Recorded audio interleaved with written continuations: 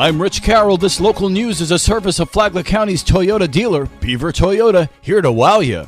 A man is jailed and faces charges in a stabbing in Palm Coast. John Arking reports. Just before 1:30 Monday morning, the Flagler County Sheriff's Office responded to a call about a stabbing that had occurred at a bar located on Palm Harbor Village Way. Flagler County Sheriff Rick Staley. Alcohol, arguments, and weapons is a recipe for disaster, which did occur at Smiles Bar when a woman and her boyfriend were at the bar and another man came into the bar who had been trying to date the victim. This resulted in an argument that went outside where the man that was the aggressor pulled a knife and stabbed both the girlfriend and the boyfriend. Deputies responded and arrested the attacker, who is now in the Green Roof Inn under no bond. 55-year-old Renee Lasso was taken into custody for the stabbings, while both victims were treated for multiple stab wounds on the scene and transported to Advent Health. Lasso was charged with 2 counts of aggravated assault with a deadly weapon. From the WNZF Newsroom, I'm John Arking.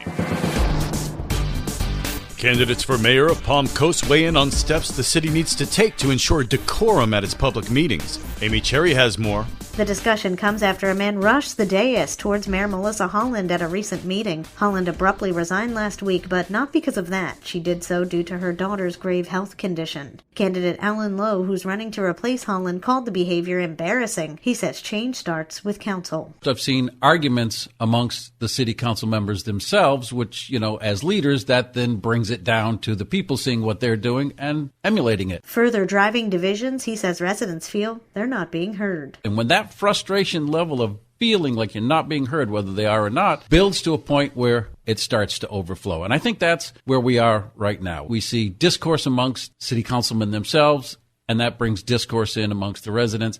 And that can be put to sleep by taking the city council into the back room before a meeting, insisting on decorum.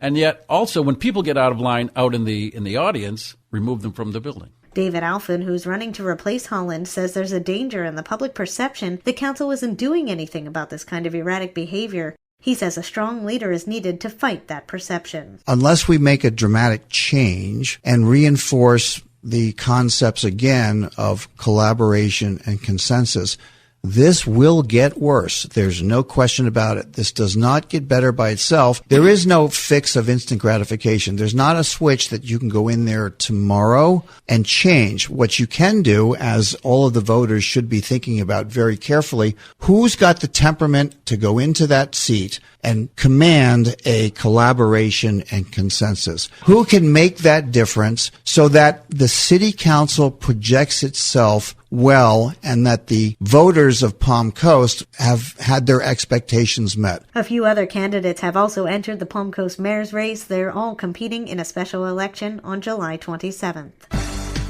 No significant downturn in unemployment for Flagler County. Karen Johnson has the details. Flagler County's unemployment rate remained steady in April of 2021 at 5.3%, according to the latest data released from the Florida Department of Economic Opportunity. Palm Coast Flagler Regional Chamber of Commerce President Greg Blase sheds some light on the figures. What we know is that 6,992 more jobs exist today than they did 12 months ago. And of course, March is really the first month that we experienced the negative impact from the COVID-19 global pandemic. Next month's numbers will be even larger, so we'll continue to better understand the impact of the pandemic in terms of numbers and jobs. He adds this is hopefully the calm before the hiring storm here in Flagler County, as approximately 20% of all jobs in our area are hospitality related. With summer just around the corner, businesses are working hard to staff up before the visitors begin to arrive en masse.